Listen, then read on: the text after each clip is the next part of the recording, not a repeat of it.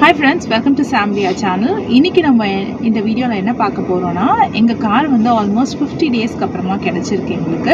So இந்த 50 டேஸ்ல வந்து என்னென்ன இன்சூரன்ஸ் ப்ராசஸ் என்னென்ன ஆச்சு, ஒரு கார் ஃப்ளட் அஃபெக்டட் காருக்கு வந்து இன்சூரன்ஸ் ப்ராசஸ் என்ன, அதோட எஸ்டிமேஷன் என்ன, அதோட காஸ்ட் என்ன ஆச்சு, அதை பற்றின ஃபுல் டீட்டெயில்ஸை தான் நம்ம இந்த வீடியோவில் பார்க்க போகிறோம். வாங்க வீடியோக்குள்ளே போகலாம். எங்கள் கார் வந்து எல்லாருக்குமே தெரியும், மிச்சாங் வந்து ஒரு தாண்டவம் ஆடிட்டு போயிடுச்சு. அதில் வந்து மோஸ்ட் அஃபெக்டட் பிளேஸ் வந்து எங்களோட அப்பார்ட்மெண்ட்னு ஏற்கனவே நான் நிறையா வீடியோ போட்டிருக்கேன். இப்போ வந்து நம்ம என்ன பார்க்க போனோம்னா, அந்த ஃப்ளட்டுக்கு அப்புறமா எங்கள் கார் வந்து அஃபெக்ட் ஆச்சு. ஸோ அந்த கார் எவ்வளோ நாள் கழிச்சு எங்களுக்கு கையில் கிடச்சிருக்கு அப்படின்றத பற்றி தான் பார்க்க போகிறோம். அண்ட் இன்சூரன்ஸ் ப்ராசஸ் பற்றி நாங்கள் ஃபுல்லாக இந்த வீடியோவில் சொல்ல போகிறோம். இந்த ப்ராசஸ் பற்றி என்னை விட என் ஹஸ்பண்ட்க்கு ரொம்ப டீட்டெயில்டாக தெரியும். ஸோ அதனால தான் அவர் இங்கே இருக்காரு. ஓகே, நம்ம இப்போ வந்து அவங்க கிட்ட கேட்போம் என்ன நடந்தது. ஸோ ஃபஸ்ட்டு சொல்லுங்கள், எப்படி வந்து ஃப்ளட்டில் நம்ம கார் மாட்டுச்சு, அதை பற்றி நம்ம பேசலாம். ஸோ 4th டிசம்பர் வந்து ஃப்ளட் வந்தது. ஸோ அதனால் என்ன ஆச்சுன்னு தெரியல, ரொம்ப வாட்டர் திடீர்னு லெவல் அதிகமாக. ஸோ என்ன பண்ணோம், கார் எடுத்து வெளில வச்சிடலாம், டோ பண்ணி அப்படியே தள்ளிட்டு போய்ட்டு வச்சிடலான்னு சொல்லிட்டு ஒரு 4 பேர் இந்த இடம் தான், அப்படியே போயிட்டு ஒரு 4 பேர் ஹெல்ப் பண்ணாங்க உள்ளே அப்பார்ட்மெண்ட்டில். அப்படியே எடுத்துகிட்டு போய்ட்டு ரோடு வெளியில் பார்க் பண்ணிட்டோம். ஓகேங்களா, ஸோ சேஃபாக இருக்கும் அப்படின்னு சொல்லிட்டு. அதுக்கப்புறமா உள்ளே வரோம், இன்னும் அதிகமாக லெவல் இருந்தது. ஸோ எங்கள் கார் வந்து என்ன சொல்கிறது, ஒரு டயர் லெவல் தான் இருந்ததுன்னு வச்சுக்கோங்களேன், ஒரு 1 feet. ஸோ அதனால் வந்து பெரிய டேமேஜஸ் எதுவும் இல்லை. இம்பார்ட்டண்ட்டான விஷயம் வந்து என்ஜினை ஸ்டார்ட் பண்ணிடாதீங்க. ஸோ இந்த மாதிரி வந்து ஃப்ளட் அஃபெக்ட் ஆகும்போது கார் இருக்கும்போது அப்படியே டோ பண்ணிவிட்டு எங்கேயாவது ஒரு சேஃபான ஒரு இடத்துல போய் வச்சுருங்க. இல்லை எதுவுமே இல்லைனாலும் அப்படியே இருந்தாலும் விட்டுடலாம். பட் என்ஜினை ஸ்டார்ட் பண்ணாதீங்க. நான் என்ஜின் ஸ்டார்ட் பண்ணிங்கன்னா இன்சூரன்ஸ் கிளைம் அக்செப்ட் பண்ண மாட்டாங்க. ஸோ அது தெரிய வந்ததுன்னா அவங்களுக்கு இது சொல்லிவிட்டு வந்து கிளைம் அக்செப்ட் பண்ண மாட்டாங்க. So better don't do it, don't start the engine. Fine. So நம்ம காரை வந்து எப்படி எடுத்துகிட்டு போனாங்க, நீங்கள் வந்து இன்சூரன்ஸ் ப்ராசஸ்க்கு எப்படி வந்து ப்ரொசீட் பண்ணீங்க? நான் எதுவுமே பண்ணலை. மாருதி சர்வீஸ் சென்டர்லேருந்தே வந்தாங்க, நான் இதை சொன்னல டோ பண்ணுறதுக்கு. ஸோ அவங்களே டோ பண்ணிவிட்டு எடுத்துகிட்டு போயிட்டாங்க.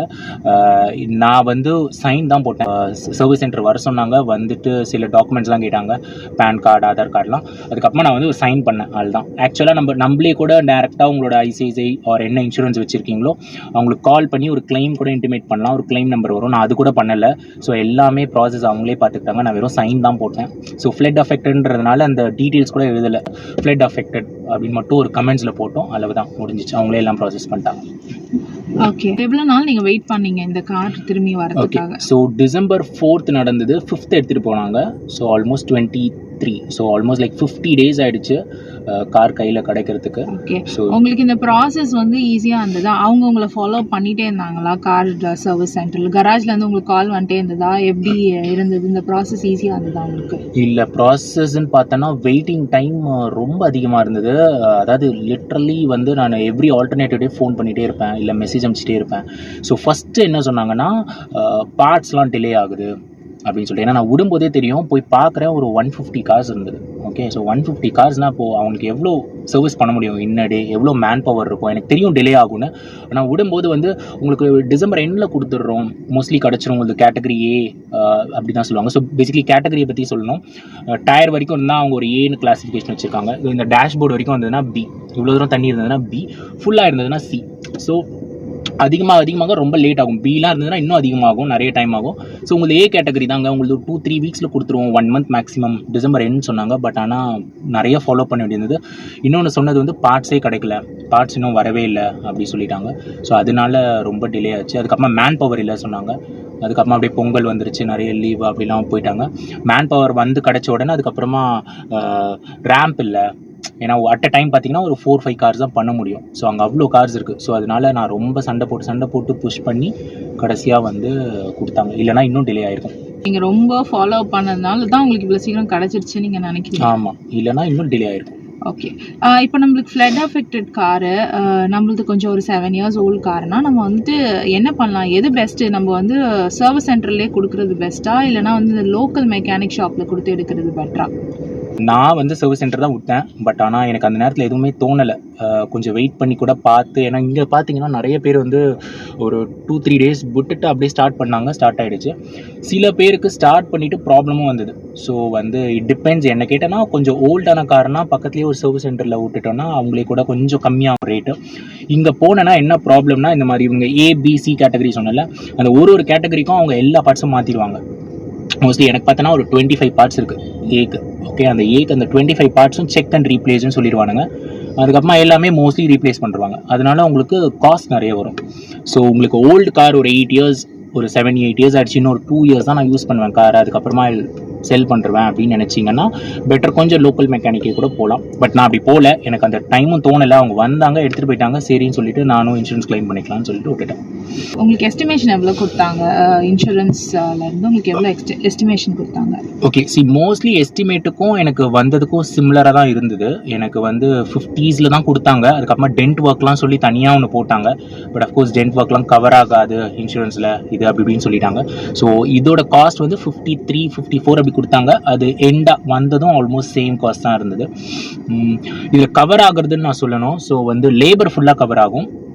அதுக்கப்புறமா வந்து பார்ட்ஸ்லாம் வந்து இந்த காம்ப்ரிஹென்சிவ் இன்சூரன்ஸ். ஸோ இன்சூரன்ஸில் பார்த்தீங்கன்னா காம்ப்ரிஹென்சிவ் இருக்கும், பம்பர் டு பம்பர் இருக்கும். So bumper to bumper is mostly new cars. ஒரு 5 இயர் ஓல்டு கார் வரைக்கும் தான் பம்பர் டு பம்பர் இன்சூரன்ஸ் கொடுப்பாங்க. இந்த 7 இயர்ஸ் ஆனதுனால பம்பர் டு பம்பரில் ஸோ காம்ப்ரிஹென்சிவ்னா என்னென்னா பார்ட்ஸ் மட்டும் ஒரு 50% தான் கொடுப்பாங்க. ஸோ எனக்கு பார்ட்ஸ்க்கு வந்து எனக்கு 34,000 ஆச்சுன்னா எனக்கு ஒரு 16-17,000 நான் போடணும். 17,000 தான் இன்சூரன்ஸ் கொடுக்கும். லேபருக்கு ஆகிற சார்ஜ் ஒரு 20,000 அது ஃபுல்லாக கொடுத்துருவாங்க. பெட்டர் உங்களுக்கு எப்போவுமே வந்து பம்பர் டு பம்பர் கொடுத்தானா எடுத்துருங்க. இன்சூரன்ஸ் உங்களுக்கு ரெனவல் பண்ணும்போதே வந்து மோஸ்ட்லி 5 இயர்ஸ்க்கு தான் எல்லாரும் கொடுப்பாங்க. இந்த 5 இயர்ஸ் வரைக்கும் இருந்தது. அதுக்கப்புறமா 6th-7th இயர்லாம் வந்து காம்ப்ரிஹென்சிவ் தான் காட்டும். இன்சூரன்ஸே மோஸ்ட் ஆஃப் த கம்பெனிஸ் வந்து காம்ப்ரிஹென்சிவ் தான் உங்களுக்கு எலிஜிபிள்னு சொல்லிடுவாங்க. ஸோ அது ஒன்று எடுத்துக்கோங்க. இன்னொரு இம்பார்ட்டன்ட் பாயிண்ட் வந்து RSA, ரோட் சைடு அசிஸ்டன்ட் சொல்லுவாங்க. இது வந்து மோஸ்ட் ஆஃப் த நியூ கார்ஸுக்கெலாம் வந்து கம்பெனியே கொடுத்துருவாங்க. இப்போ மாருதிலாம் பார்த்தீங்கன்னா ரோட் சைடு அசிஸ்டன்ஸ். என்ன ஒரு அட்வான்டேஜ்னா, எங்கேயா போய் பிரேக் டவுன் ஆகுது, இந்த மாதிரி ஃப்ளட் வருதுன்னா அவங்களே வந்து டோ பண்ணிட்டு எடுத்துகிட்டு போயிடுவாங்க. அதுக்கு சார்ஜஸ் வாங்க மாட்டாங்க. எனக்கும் வாங்கலை. எனக்கு சர்ப்ரைசிங்காக இருக்குது. இந்த 7 இயர்ஸ் மேலே ஆன கார்னாலும் எனக்கு வாங்கலை. இல்லைனாலும் இன்சூரன்ஸில் எடுத்து வச்சுக்கோங்க. ஸோ இன்சூரன்ஸில் RSAன்னு ஒன்று இருக்கும். ஸோ அதுக்கு ஒரு ஆட் ஆன் மாதிரி, அது கூட ஒரு 400-300 தான் ஆகும். பட் அது எடுத்திங்கன்னா இந்த மாதிரி ஏதாவது ஒரு ப்ராப்ளம் வந்ததுன்னா உங்களுக்கு சார்ஜஸ் ஆகாது. இல்லைனா அதுக்கு ஒரு 3,000 அப்படி ஆகும் எக்ஸ்ட்ராவாக. பெருசாக எஸ்டிமேஷனுக்கும் இதுக்கும் உங்களுக்கு எந்த டிஃப்ரென்ஸ்? ஆமாம், எனக்கு பெருசாக டிஃப்ரென்ஸ் வரல. Okay fine. இப்போ உங்களுக்கு 50 டேஸ் கழிச்சு கார் கிடச்சிருக்கு, ரொம்ப ஹாப்பியாக இருக்கீங்களா? S finally. ஓகே, இவ்வளோ நாள் உங்களுக்கு கார் இல்லாததுனால என்ன அட்வான்டேஜ் டிஸ்அட்வான்டேஜ்னு சொல்ல முடியுமா? அட்வான்டேஜ்னு பார்த்தேன்னா ஒன்றும் இல்லை. கார் இருந்திருந்ததுன்னா இந்த 50 டேஸில் எப்படியும் ஒரு 8,000 to 10,000க்கு ஃபியூல் போட்டிருப்பேன். அது சேவிங்கு, நாட் எக்ஸாக்ட் சேவிங் ஃபுல்லாக, ஏன்னா அதுக்கு மற்றதுனால செலவாச்சு கொஞ்சம், கேபு இதெல்லாம் சொல்லிட்டு. பட் அது ஒரு மேஜர் சேவிங். அதுக்கப்புறமா பார்த்தோன்னா நான் வீக்கெண்ட் ஆனால் வெளியிலலாம் எங்கேயாவது போயிருப்போம், நிறைய ஷாப்பிங்லாம் பண்ணியிருப்போம். ஸோ இப்போ வந்து அது இல்லாததுனால வந்து ரொம்ப தேவை, நான் மட்டும் பைக் எடுத்துகிட்டு போகிற மாதிரி இருந்தது. ஸோ அதுதான், இது 2 தான் எனக்கு தெரிஞ்சு அட்வான்டேஜ்னு தோணுது. ஓகே, அது இப்போ கார் வந்துடுச்சுல, இனிமேல் நாங்கள் முடிச்சிடுறோம். ஆமாம், டிஸ்அட்வான்டேஜ் என்னென்ன இருந்தது இந்த கார் இல்லாமல் இருந்ததுல? டிஸ்அட்வான்டேஜ் வந்து பெரிய ப்ராப்ளம் வந்து ஆஃபீஸ்க்கு போகிறது. ஸோ ஆஃபீஸ் போகிறது பைக்கோ இல்லைனா யாராவது ஒரு ஆப் யாருக்கையாவது டிபெண்ட் பண்ண வேண்டியதாக இருந்தது ஷேர் பண்ணி போகிறதுக்கு. ஸோ மோஸ்ட் ஆஃப் டைம்ஸ் பைக்கில் போகிறது வந்து ரொம்பவே ஒரு பேட் எக்ஸ்பீரியன்ஸாக இருந்தது. ஏன்னா ஃபஸ்ட்டு 7-8 இயர்ஸ் வந்து பைக்கு, பஸ்ஸு, ஷட்டில், ட்ரெயின் எல்லாம் போயாச்சு. ஸோ லாஸ்ட் 7-8 இயர்ஸ் வந்து ஃபுல்லாக கார்லேயே போனதுனால ரொம்ப கம்ஃபர்டபுளாக இருந்தது. ஸோ இப்போ இந்த லாஸ்ட் 50 டேஸ் வந்து ரொம்பவே கஷ்டமாக இருந்தது. ஸோ ஏன்னா ரொம்ப டஸ்ட் இருந்தது, ரொம்ப என்ன சொல்கிறது, வெயில் இருந்தது, மழையில் போயிருக்கேன். ஸோ எல்லாமே பார்த்துருக்கேன் லாஸ்ட் 50 டேஸ். ஆனால் ஜென்ரலாக பைக்குன்றப்போ பூந்து போயிடலாம் அப்படி சொல்கிறாங்க. பட் ஆனால் நான் கிளியராக எக்ஸ்பீரியன்ஸ் பண்ணேன், அது அந்த மாதிரி ஒன்றுமே இல்லை. ஸோ இப்போ ஃபார் எக்ஸாம்பிள் பைக்கில் நான் ஆஃபீஸ்க்கு போனேன்னா 35 மினிட்ஸ் ஆகுதுன்னா இது ஒரு 45 மினிட்ஸ் ஆகும். ஒரு 10 மினிட்ஸ் தான் எக்ஸ்ட்ராவாகும், அதுக்கு மேலே பெருசாக ஆகாது டிஃப்ரென்ஸ். ஆனால் அந்த 10 மினிட்ஸ்க்கான கம்ஃபர்ட் வேறு லெவல். ஓகே, ஸோ எதுவுமே பிரச்சனை இல்லை. இப்போ கூட ஏசி போட்டு ஒன்றுமே இல்லை. இது நம்ம வெளியில் இருந்தோன்னா அவ்வளோ டஸ்ட் இருக்குது. எப்போவுமே இந்த டஸ்ட் தான் இருந்திருக்கு, ஆனால் காரில் போகும்போது அது தெரியவே இல்லை எனக்கு. இப்போ தான் வெளியில் போகும்போது எப்படி போகிறாங்க இவ்வளோ பேர். ஏன்னா நிறைய பேர் சொல்லுவாங்க எனக்கு பூந்து போயிடலாம், பைக் தான் கம்ஃபர்ட் அப்படின்னு. கண்டிப்பாக இல்லை. ஏன்னா நான் 2மே எக்ஸ்பீரியன்ஸ் பண்ணியிருக்கேன். 16 இயர்ஸில் பைக்கில் போயிருக்கேன், 8 இயர்ஸ் காரில் ஒரு 8 இயர்ஸ் போயிருக்கேன். So of course nothing comes without cost. So this cost, but ஆனால் you have to take it. Comfort வேணும்னா இதெல்லாம் பண்ணி தான் ஆகணும். So it's better. அந்த மாதிரி நினைக்கிறவங்க கொஞ்சம் கார் பூலிங்லாம் பண்ணலாம், ஷேர் பண்ணலாம். இந்த காரில் கம்ஃபர்டபுளாக 3 of them can go. So வெளில 3 or 4 கூட போகலாம் கம்ஃபர்டபுளாக. ஸோ ரோட்லேயும் வந்து லெஸ் வெஹிக்கிள்ஸ் இருக்கும் அந்த மாதிரி போனால். ஸோ இன்ஸ்டெட் ஆஃப் அதுக்கு பதிலாக 4 பேர் பைக்கில் அந்த மாதிரிலாம் போனோம்னா அதுவும் கொஞ்சம் ரோட் ஸ்பேஸ் தான் எக்ஸ்ட்ராவாகும். சரி, இப்போ கார் பூலிங் நீங்களே அப்படின்னா என்ன? கார் பூலிங் நிறைய ஆப் இருக்குது. ஸோ இந்த மாதிரி நம்ம ஷேர் பண்ணலாம், நம்மளோட ரைடை போஸ்ட் பண்ணலாம். இல்லைனா நம்ம பெரிய அப்பார்ட்மெண்ட்லாம் இருந்திங்கன்னா உள்ளே ஒரு குரூப் இருக்கும், அதுலேயே நிறைய பேர் நான் வரேன் அப்படி சொல்லுவாங்க. சிமிலர் ரூட்ஸ் இருக்கும். ஸோ அவங்களுக்கெல்லாம் போய்ட்டு நம்ம ஆஃபர் பண்ணலாம். இல்லை நம்ம வேணும்னா நம்ம வந்து யாருக்கெல்லாம் கேட்கலாம், இந்த மாதிரி நாங்கள் வரோம், எங்களுக்கு வேணும் அப்படின்னு சொல்லிட்டு அவங்க போஸ்ட் பண்ணுவாங்க, இந்த மாதிரி ஐம் கோயிங் அப்படின்னு சொல்லிட்டு. ஸோ அந்த மாதிரி இதை we can choose. ஆல்மோஸ்ட் நாங்கள் எல்லா பாயிண்ட்டும் கவர் பண்ணிட்டோம்னு நினைக்கிறோம். உங்களுக்கும் வந்து ஒரு ஃப்ளட் அஃபெக்டட் காரு இன்சூரன்ஸ் எடுக்கணும் அப்படின்னு எதனா ஒரு டவுட் இருந்ததுன்னா வந்து இந்த வீடியோ பார்க்கலாம் நீங்கள். அண்ட் ஏதாவது டவுட்ஸ் இருந்தால் கூட நீங்கள் கமெண்ட்ஸில் கேளுங்க. நாங்கள் எதனா பாயிண்ட்ஸ் விட்டு போயிருந்தால் அதில் சொல்லுவோம். பிகாஸ் எங்களுக்கு ஆல்ரெடி இதெல்லாம் நடந்திருக்கு, எக்ஸ்பீரியன்ஸ் ஆயிருக்குன்றதுனால எங்களால் உங்களுக்கு இன்னும் ஈஸியாக உங்களுக்கு வந்து ஹெல்ப் பண்ண முடியும். ஸோ எதனா வேணும்னா நீங்கள் வந்து கண்டிப்பாக கமெண்ட்டில் வந்து கேளுங்க, நாங்கள் எங்களுக்கு தெரிஞ்சதை நாங்கள் சொல்கிறோம். வந்து இதனால நம்மளுக்கு நிறைய நஷ்டம் தானே. இப்போ கார் இருந்திருந்தா இந்த நஷ்டம் இல்லை இல்லையா, இந்த ஃப்ளட் வந்து இல்லைன்னா இந்த நஷ்டம் இல்லை இல்லையா. ஸோ இது பெரிய நஷ்டம் ஆயிடுச்சு. அதை பற்றி நீங்கள் நான் இதை நஷ்டம்னு சொல்ல மாட்டேன். ஏன்னா என்னை பொறுத்த வரைக்கும் எதெல்லாம் திருப்பி கிடைக்காதோ அதுதான் லாஸ். ஓகே, உயிர் போச்சுன்னா திருப்பி கிடைக்காது, ஏஜ் போச்சுன்னா திருப்பி கிடைக்காது, டைம் போச்சுன்னா திருப்பி கிடைக்காது.